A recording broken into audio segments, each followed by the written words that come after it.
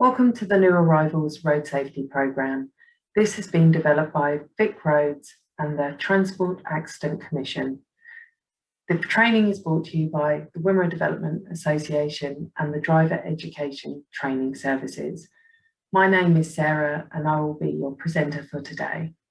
All the information presented is correct at March 2021. Please check for amendments to road rules if viewing at a future date.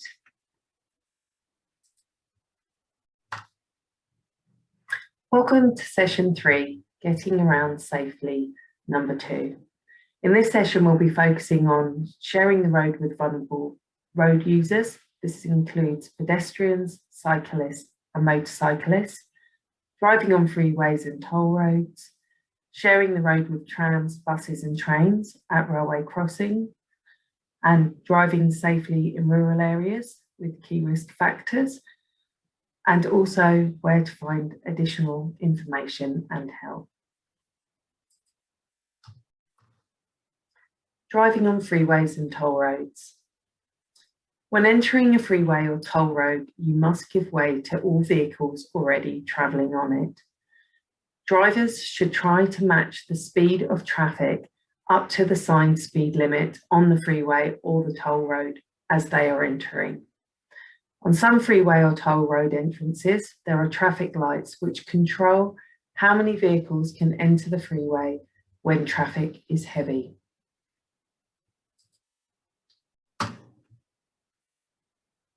You should only use the right lane if you are overtaking or other lanes are full. If you're driving on a freeway and you notice someone entering the freeway, you may move to your right if it is safe to do so, to create a gap for the entering vehicle. If it's not safe to move over, continue straight. The entering vehicle must give you right of way.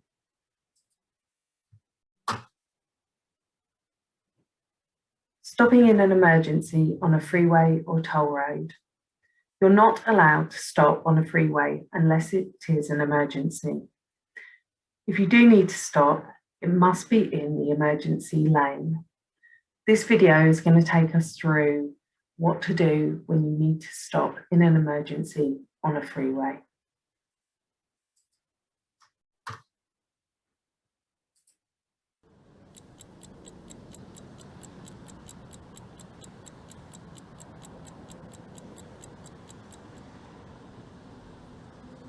Freeway breakdowns.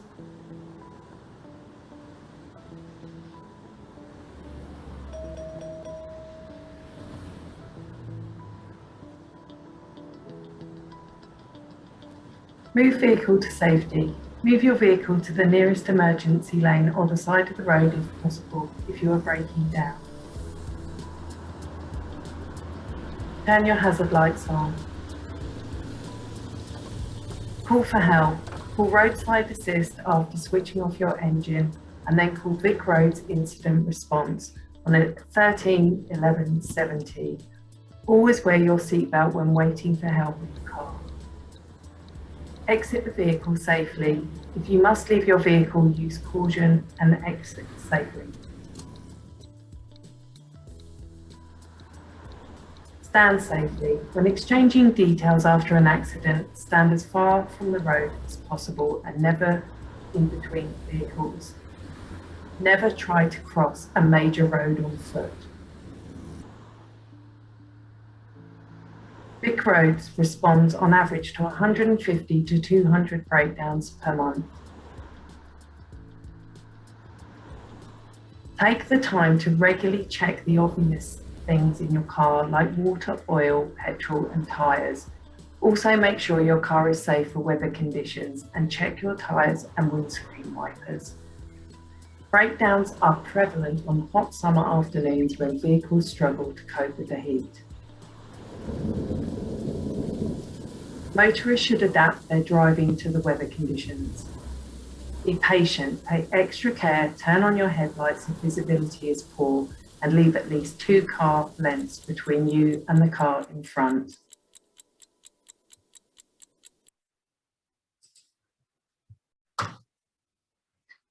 Merging lanes safely.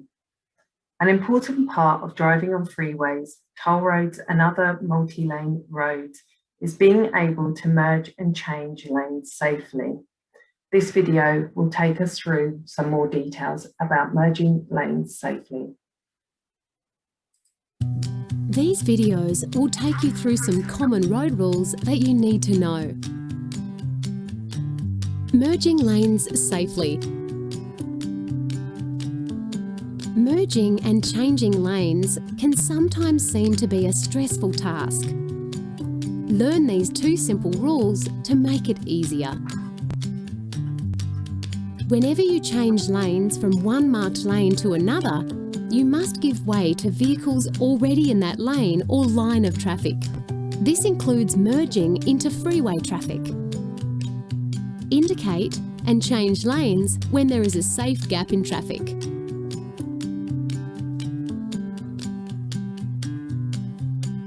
If the lane in front of you is blocked, you must indicate and give way.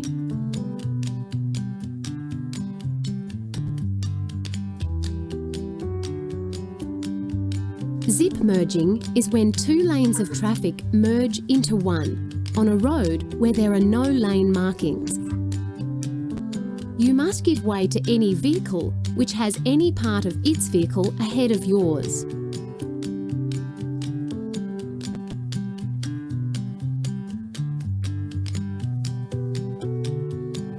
Before you get in your car and go, these are some common road rules you need to know.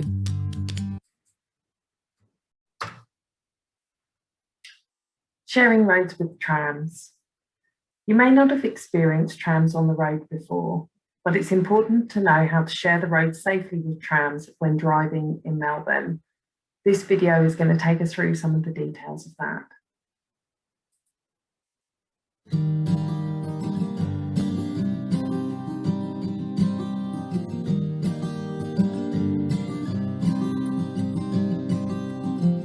Melbourne's a great place to visit, and its trams are world famous.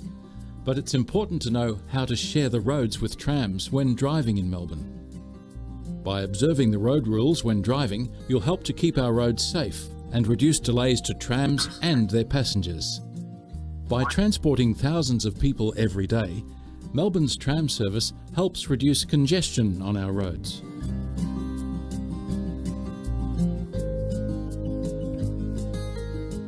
Crashes between trams and cars often happen because drivers pull out or turn in front of trams. A tram travelling at 50 kilometres per hour will take at least 60 metres to stop. If a tram has to brake suddenly to avoid a crash, passengers inside the tram may be injured. You must not move into the path of an approaching tram.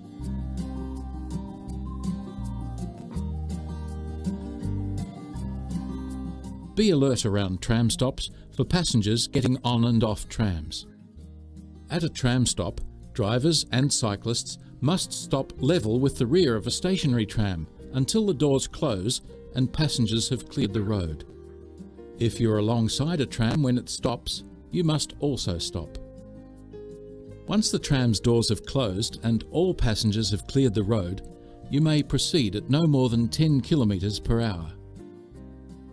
You must not exceed 10 kilometres per hour while passing a stationary tram at a tram stop. Be aware of parking restrictions around tram stops. You must not park or stop within 20 metres of a tram stop unless there's a sign which permits parking.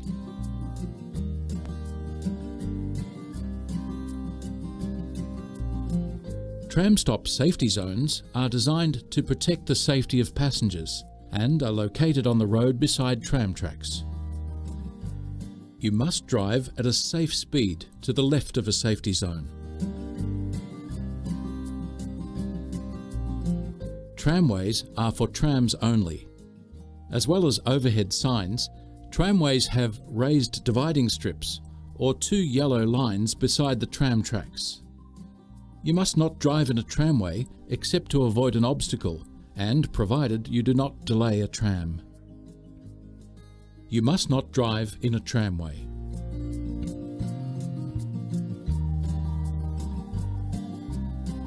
It's illegal to drive over raised dividing strips beside the tram tracks. You may only turn at a break in the raised dividing strip after ensuring no delays to trams. If necessary, you may cross a raised dividing strip to avoid an obstacle, but only if you do not delay a tram. You must not drive over raised dividing strips except to avoid an obstacle, and provided you do not delay a tram.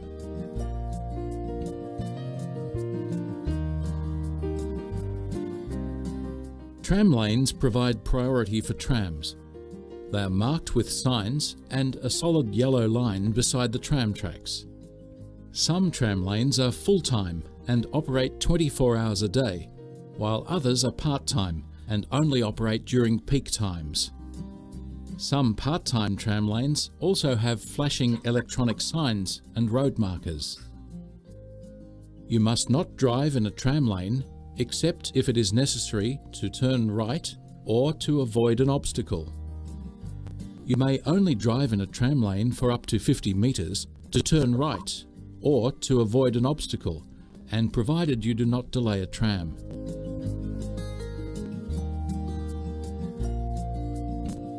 To turn right at some intersections on tram routes, mostly in central Melbourne, you must do a hook turn as shown by signs. To do a hook turn, you approach and enter the intersection from the left lane and indicate that you are turning right. Move forward to the far left of the intersection, keeping clear of the pedestrian crossings. Wait until the traffic lights on the road into which you are turning change to green, and then turn right when it is safe to do so. To turn right at some intersections on tram routes, you must do a hook turn as indicated by signs.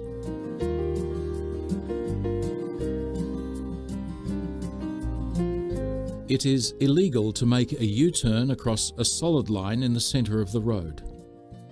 If making a U-turn where it is legal to do so, you are required to give way to all vehicles, including trams, and also to pedestrians. It is illegal to make a U-turn across a solid line in the centre of the road.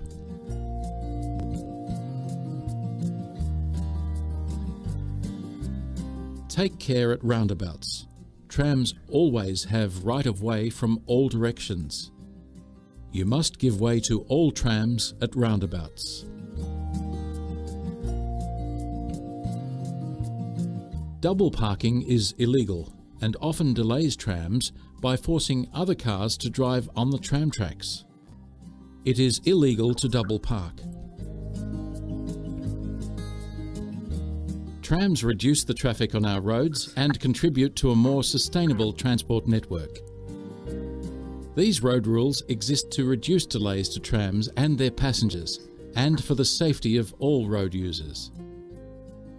For more information, visit thinktram.vic.gov.au.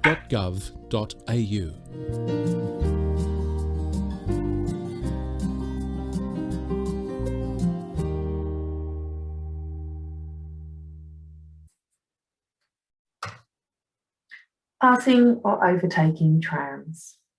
The most important rules are for when passengers are getting on and off trams. This video gives us a reminder. These videos will take you through some common road rules that you need to know. Passing or overtaking trams. Trams are a unique part of Melbourne. There are a few rules to remember to safely share the road with trams. If a tram has stopped at the tram stop, you must not pass it. Stop your car level with the rear of the tram. You cannot pass the tram while the tram doors on your side of the road are open, or while pedestrians are crossing the road. Remember, pedestrians can appear at the last minute and rush for the tram. You may only overtake a stopped tram at a tram stop if there are no pedestrians on the road and the doors are closed on your side of the road. You cannot travel faster than 10 kilometres per hour when passing a stopped tram at the tram stop. You may come across a tram stop safety zone. These zones are designed to protect the safety of passengers. They are located on the road beside some tram tracks. You must drive at a safe speed to the left of the safety zone.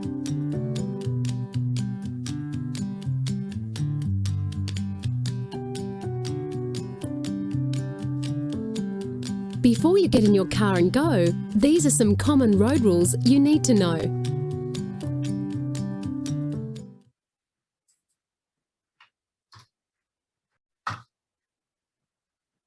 Sharing the road with buses. Like trams, buses are found on many of the roads around Melbourne. This video is going to take us through some of the considerations.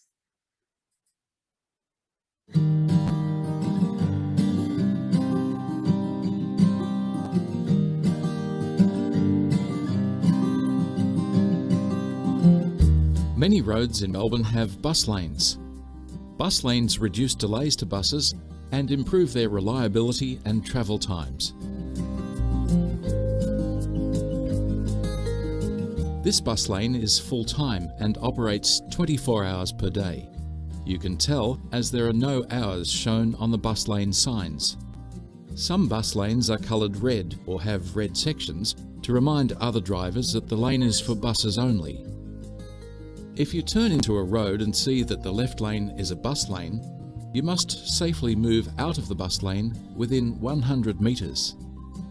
Remember, if there are no times marked on the bus lane signs, then it is always a bus lane.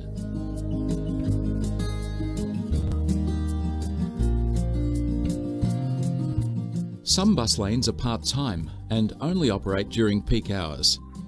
You can tell by the bus lane signs on the side of the road that show the times. Some bus lanes are also coloured red to remind drivers that they are a bus lane. As shown on the signs, this bus lane operates between 6:30 a.m. and 10 a.m. Monday to Friday. That means you may not drive in the bus lane during these times, except if turning to enter or leave the road. The rest of the time, you may drive in the lane or park if signs allow you to.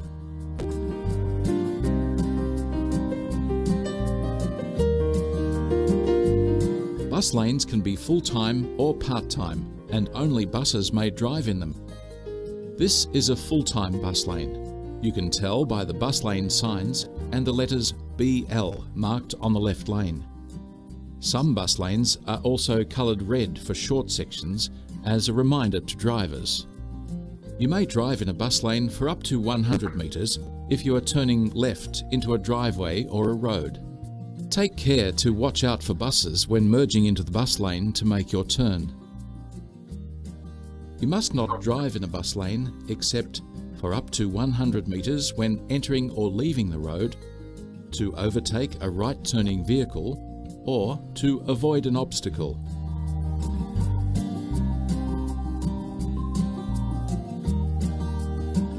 You must give way to a bus leaving a bus stop. This helps reduce delays to buses and keep them to timetable. They often need to stop at bus stops to let passengers on and off. You must always give way to a bus that has its indicator on, showing that it needs to merge into the left lane. You must give way to buses. A bus stop is signed and may be painted yellow to show where the bus will pull up. Buses need space to enter and leave the bus stop, so you must not park within 20 metres before or 10 metres after a bus stop sign. You must not park or stop within 20 metres before or 10 metres after a bus stop sign, unless otherwise permitted by parking signs.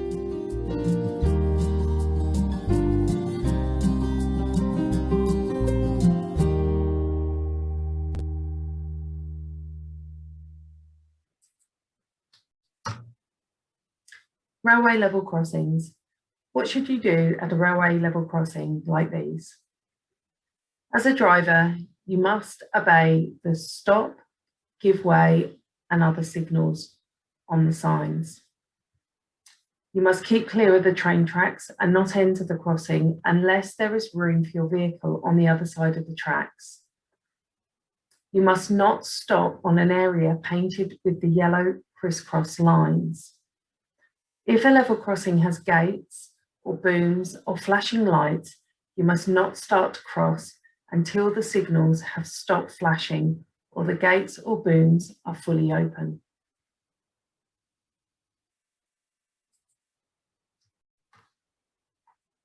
Driving in rural areas. Driving in rural areas and taking long journeys can be very tiring. It's important to try to avoid long distance travel in one go if possible. If you must travel a long distance, then plan it well in advance. Where possible, share the driving with a family member or a friend who also has a driving license. Rest well before you start your journey and plan for frequent rest periods, at least every 2 hours. Keep a safe distance from the car in front. Under normal conditions, on most roads and highways, you should try to have a 2-second gap between your car and the car in front where possible. In wet weather and at night, leave a bigger gap. The way to work out a 2-second gap is to pick a solid object beside the road. When the back end of the car in front reaches the object, start counting. 1001, 1002. That will be 2 seconds. The front of your car should not have reached this point until you have counted 2 seconds. If it has, you are too close. The 2-second gap should be extended to 4 seconds in the following situations: at night or in poor light, bad weather conditions such as rain or fog, when you are tired, when your vehicle is heavily loaded and you can't stop quickly, when you are towing, and when you are unsure of the road. It's important to remember as well that in poor light and poor weather conditions, you should have your lights on so that you are clearly visible. Driving at night on country and rural roads can be quite stressful and quite dangerous. If possible, avoid driving at night on country and rural roads. In Victoria, many rural roads do not have street lights, so it can be very dark and hard to see. It's important not to drive at those times when you would normally be asleep. In Australia, it is common to find native animals on country roads at night, such as kangaroos, so you need to take extra care when driving. On dark country and rural roads, it's easy to be dazzled by lights. Make sure that you dip your headlights to a low beam when you are approaching an oncoming vehicle or if you're approaching a vehicle from behind. You're required to dip your headlights a minimum of 200 meters away from an oncoming vehicle or approaching a vehicle from behind.